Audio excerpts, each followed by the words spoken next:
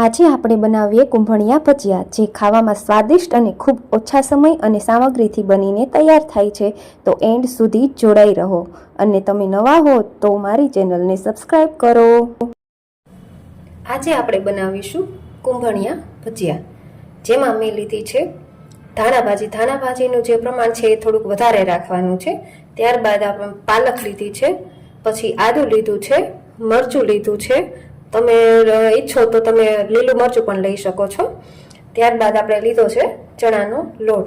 Simple અને સાદી સામગ્રીથી આપણું આ ભજીયા છે એ બનીને તૈયાર થશે અને ખૂબ જ સ્વાદિષ્ટ પણ લાગે છે. તો આપણે બનાવીએ આજે કુંભણિયા ભજીયા. હવે આપણે કુંભણિયા ભજીયાનો જે મસાલો છે એ તૈયાર કરી લઈશું, જેમાં ધાણાભાજી નાખીએ,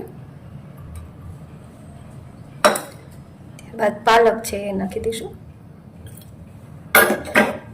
લાલ મરચું છે એ નાખીશું, આદું છે, ત્યારબાદ આપણે સ્વાદ મુજબ નિમક નાખી દઈશું, એટલે પાણી છે એ બધું છોડી દેશે.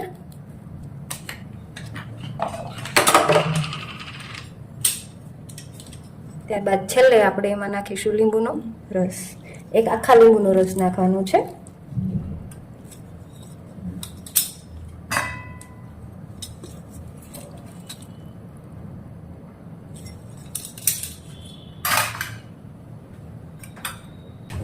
હવે એમાં આપણે થોડી હિંગ નાખીશું. હવે આ બધા મસાલાને આપણે હાથથી મિક્સ કરી દઈશું.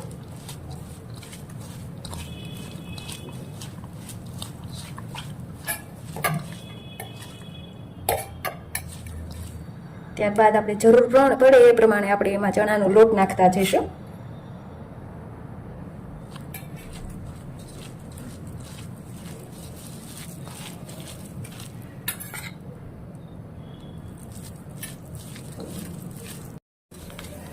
તો હવે આપણો આ કુંભણિયાનો જે લોટ હતો એ હવે તૈયાર થઈ ગયો છે, તમે જોઈ શકો છો. એક પણ ટીપું આપણે પાણી નાખેલું નથી. તમે ઈચ્છો કે પાણી જ્યારે આપણે ભજીયા પાડવાના હોય એવી રીતે, ત્યારે થોડુંક પાણી નાખવાનું છે, જેના લીધે તમારા હાથમાંથી જે છે એ સારી રીતે નીચે ભજીયા પડે એ માટે. તો હવે તૈયાર થઈ ગયું છે આપણું આ બેટર. તો આપણું તેલ આવી ગયું છે. હવે આપણે એમાં બેટર આવી રીતે કરી લેવાનું છે કે તમારા હાથથી જે પડી શકે. એના માટે મેં થોડુંક પાણી, ચમચી જેટલું પાણી નાખેલું છે. હવે આપણે પાડી લઈએ.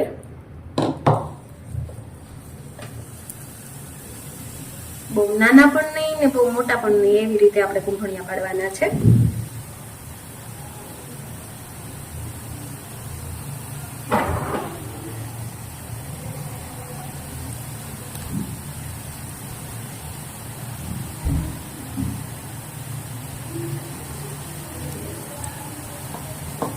ગેસની ફ્લેમ એકદમ ધીમી રાખવાની છે.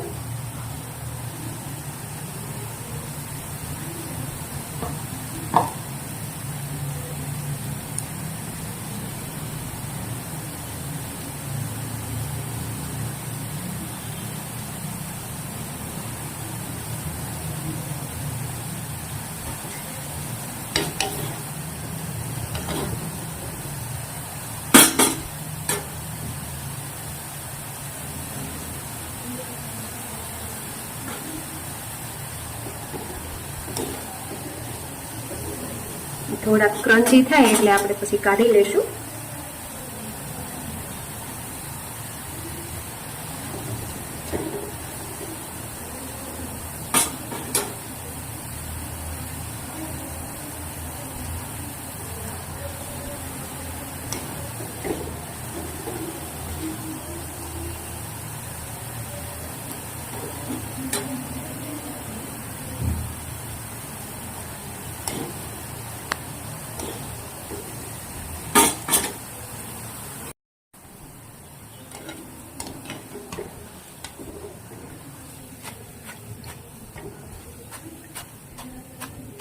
તો તૈયાર થઈ ગયા છે આપણા કુંભણિયા ભજીયા.